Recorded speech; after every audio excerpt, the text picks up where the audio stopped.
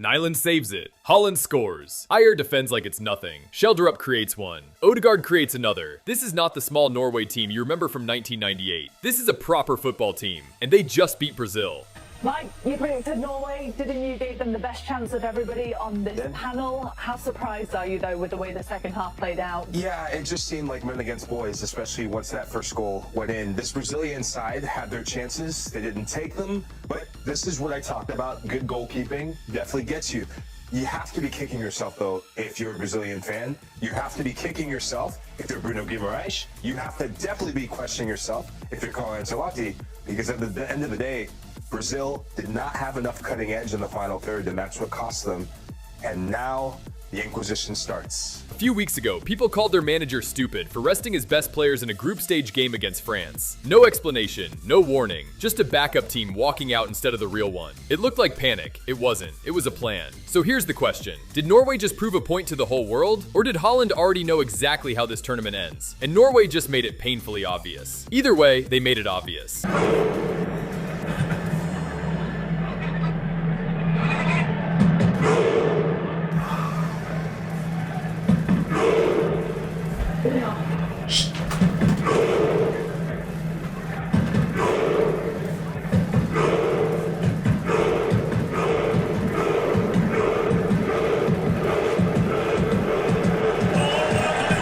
Norway just beat Brazil 2-1. 2 goals from Erling Haaland, both of them world class, and Brazil are out of the World Cup at the round of 16 stage. It was the greatest piece of soothsayership any of us have ever done, but we did say if you've got Haaland, you've always got a chance. Yeah, you have. A player like that, you always have a chance. Yeah, you do, because he's people constantly talk about how many touches he has.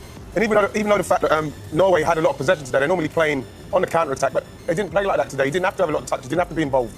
But once they stayed in the game and it's 0-0, then you've got a chance. You've got a chance. If you had asked me a few months back which teams would reach the quarterfinals, Brazil would have been on that list. Norway wouldn't have been close to it. But if you actually follow football closely, this result should not have surprised you at all. Here's why. Norway has never lost to Brazil. 2 draws in friendlies, 1 win at a World Cup, and now this. Every single time these two teams have met, Brazil has walked away without a win. That's not luck repeating itself, that's a pattern. And it's not just the results against Brazil. Look at how Norway got to this tournament in the first place. In qualifying, they beat Italy. They beat Moldova 11-1. They beat Israel 5-0. In friendlies, they beat Sweden and drew with Morocco, who are also in the quarterfinals right now. That's not a team sneaking through. That's a team building form for over a year, in plain sight, while almost nobody was watching. And still, people weren't convinced. Nobody trusted this Norwegian team to actually go far. And if you know Norway's history at World Cups, you'll understand exactly why. For almost 30 years, Norway carried the same label. Talented on paper, irrelevant when it actually mattered. Before this World Cup, Norway had only played at 3 tournaments in its entire history: 1938, 1994, 1998. Their best finish in any of them was the round of 16, and after 1998, they vanished completely. No World Cup for 28 years, not 2002, not 2006, not a single tournament until they finally qualified again in 2026. That kind of absence changes how people see a country's football. It doesn't matter how good your current players are. If your nation hasn't shown up on this stage in almost 3 decades, people stop expecting anything from you. And here's the part that makes it even more painful for Norway. This isn't even the first time they have had a team good enough to dream big. Between 1993 and 1998, under a manager named Egil Olsen, Norway had arguably its greatest generation ever. They climbed to number 2 in the FIFA World Rankings. They qualified for back-to-back World Cups. They reached the European Championship. Nobody wanted to play against them. That squad had real names: Henning Berg, Ronny Johnsen, Ole Gunnar Solskjaer, Tore Andre Flo. Players are competing at the top level in England week after week. On paper, it remains the strongest squad Norway has ever put together. And their biggest test came at the 1998 World Cup in France. Norway was drawn with Brazil, Morocco, and Scotland.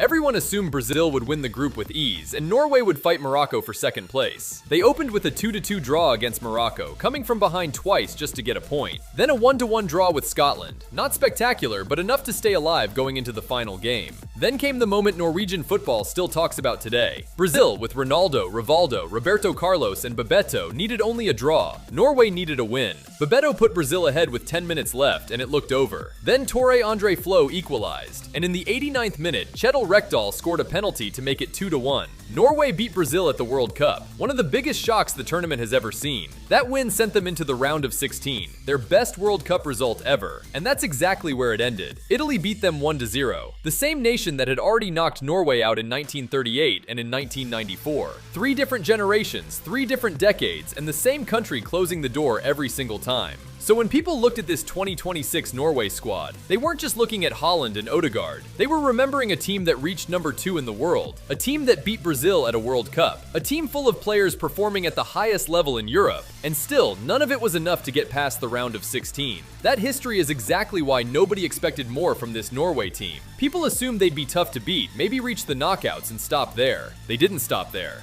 So how did Norway actually get here? Let's walk through it. They opened the tournament against Iraq and won 4-1. 2 goals from Haaland, 1 from Leo Odegaard, and an own goal from Iraq to finish it off. Comfortable, maybe too comfortable to judge anything from, because Iraq itself wasn't playing well that night. The real test came next, against Senegal. This is a team that sits compact and hits you on the break with real pace. Norway won that one too, 3-2. A goal from Marcus Holmgren, 2 from Haaland. Tighter, harder, but still a win. 2 games in, Norway had already secured its place in the knockout stage. One more group game remained, against France. And this is where it got interesting. Instead of going all out for a perfect group stage, Solbakken sent out the backup team. Rested players who hadn't seen much action, kept their main starters on the bench, and let France take that game. At the time, people called it a mistake. Some called the manager stupid for not fielding his best side. What they missed is that Norway had nothing left to prove in that game. They were already through. So instead of risking injuries or burning out key players, Solbakken used the match to give his fringe players real minutes while his starters recovered. That single decision would matter more than anyone realized. In the round of 16, Norway faced the Ivory Coast, another side built to sit deep and counter fast. Norway won 2-1, goals from Nusa and Haaland. Different opponent, same result. That set up the biggest test of the tournament, Brazil. Brazil came into that match with Vinicius, Neymar, Cunha, Casemiro, players who can win a game out of nothing. For large parts of the match, Brazil had more control, more of the ball, more of the dangerous moments. Norway's response wasn't about matching Brazil pass for pass. It came down to 2 substitutions. Alexander Sørloth had started the game, but there wasn't much space for him to work with, and he kept giving the ball away instead of driving at defenders. So Solbakken brought on Oscar Bob. Bob's strength is running into open space, and that forced Brazil's left back to think twice before joining their attack. On the other side, Antonio Nusa kept trying to cut inside, and Brazil's defenders had already figured him out. Every time he tried it, they were ready. So Andreas Schjelderup came on instead. Schjelderup doesn't rely on speed. He holds the ball in tight areas and waits for his teammates to make runs around him. That one change gave Norway 2 assists in the same match, and those 2 assists won them the game. Norway is now in the quarterfinals, and whether it's Mexico or England waiting for them next, neither one changes how this Norway team is being talked about right now. So the real question isn't whether Norway can compete anymore, it's why they've become this good in the first place. It comes down to tactics, and the man behind it has a personal connection to Norway's football history. His name is Ståle Solbakken. Back in 1998, he was one of the midfielders in that golden generation we just talked about. Now, almost 30 years later, he's the one coaching this Norway side. The same country that once broke his generation's hearts in the round of 16 is now being led by a player who lived through it. Norway line up in a 4-3-3, but that shape barely stays still. It shifts constantly depending on whether they have the ball or not. The most interesting part of their setup is on the right side. Alexander Sørloth starts as a winger, but he almost never stays out wide. He drifts inside, close to Haaland. So Norway suddenly has 2 huge strikers standing right next to each other, both occupying the center backs at the same time. That movement leaves the right side open, so the right back doesn't just support the attack, he becomes the width himself, sprinting into the space Sørloth just left behind. This creates 2 problems for any defense. First, Norway gets bodies inside the box. Haaland and Sørloth pin the center backs, while midfielders arrive to attack the second ball. Second, because the right back is stretching the pitch, Odegaard suddenly has more room to work with. He can slide the right back through or find one of the strikers making a run between defenders. And here's something most people miss about Odegaard. He doesn't stay high up the pitch waiting for service. He drops deep, right next to his own center backs, because Norway's defenders aren't the type to play risky passes forward on their own. So Odegaard comes to them, collects it, and turns defense into an attack himself. Once he has the ball, Norway doesn't waste time with sideways passing. They go forward fast, straight lines, straight runs. A lot of that comes through long balls. And this is not Norway playing safe or giving up possession. It's a weapon. Haaland and Sørloth are strong enough to hold the ball up under pressure, wait for support, and let their midfield catch up.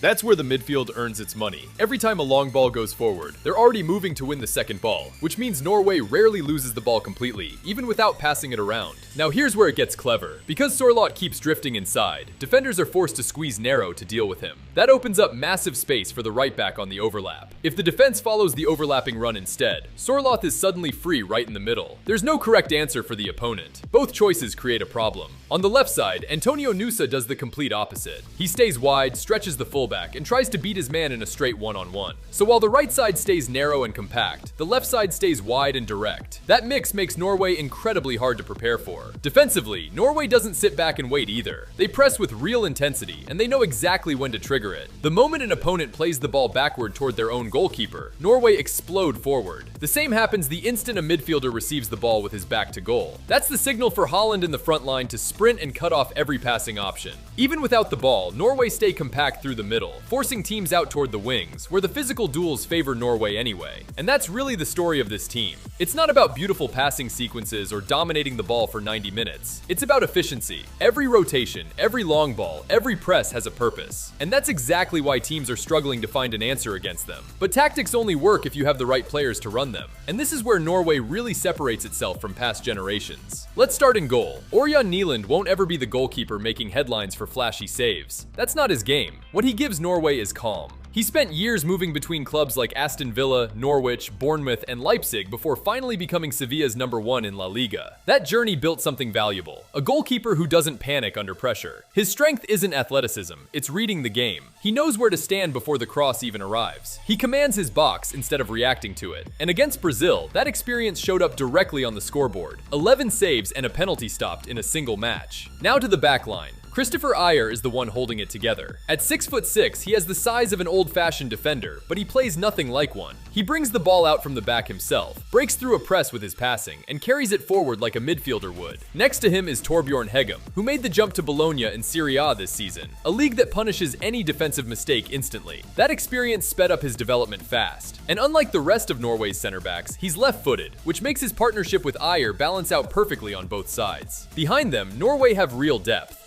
Odegaard plays with pure aggression, throwing himself into every challenge like it's the last minute of a final. Andreas Schjelderup rarely gets mentioned outside Norway, but he's been one of the most consistent defenders in the Bundesliga with Mainz. At fullback, Julian Ryerson might be the most underrated player in this entire squad. At Borussia Dortmund, in the Bundesliga and Champions League, he finished among the league's top assist providers, and he wasn't even playing as an attacker. He can play right back, left back, or wing back, and Solbakken trusts him in every single one of those roles. On the opposite side is David Müller-Wolf, a completely different type of fullback. Where Ryerson is intensity and defending, Wolf is pace and ball carrying. He drives forward the moment he sees space open up, and his crossing gives Norway another route to goal beyond just Haaland and Sørloth in the box. Fredrik Bjørkan and Marcus Pedersen provide cover behind both of them. In midfield, everything starts with Martin Ødegaard. He was signed by Real Madrid at 16, and the pressure that came with that transfer would have buried most players. Instead, he's become one of the best midfielders in Europe. His passing finds gaps that most players don't even notice are there, and his movement between the lines makes him almost impossible to track for a full 90 minutes. Behind him is Sander Berge, over 6'4", built to win the physical battles in midfield. But he's far more than a destroyer. He stays composed under pressure, shields the ball when teams close him down, and still finds the right pass once he's out of danger. Then there's Patrick Berg, the least talked about name in this midfield, but maybe the smartest one. He reads the game a step ahead, cutting off passing lanes before the danger even starts. He knows exactly when to slow a game down and when to push it forward, and he almost never gives the ball away cheaply. Up front, Erling Haaland doesn't need an introduction, but his movement deserves one. He's rarely standing still, constantly making diagonal runs that drag defenders out of position, which opens up space for Odegaard and the rest of the attack. Next to him is Alexander Sørloth,